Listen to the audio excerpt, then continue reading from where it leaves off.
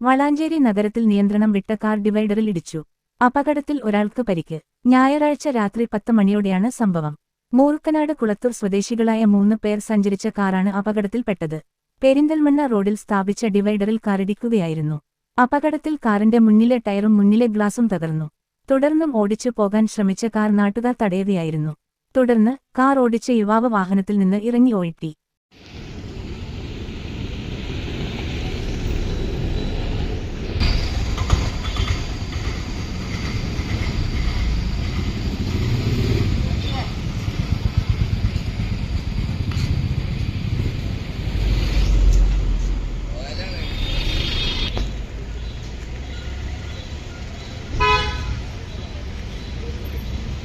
വിവരമറിഞ്ഞ് എത്തിയ വളാഞ്ചേരി പോലീസും ഹൈവേ പോലീസും ചേർന്ന് വാഹനം മാറ്റുകയും ഡിവൈഡർ പൂർവ്വസ്ഥിതിയിലാക്കി ഗതാഗതം പുനഃസ്ഥാപിക്കുകയുമായിരുന്നു.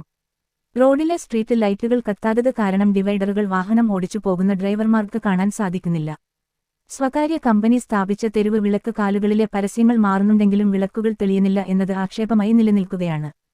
News desk, Valanchery online.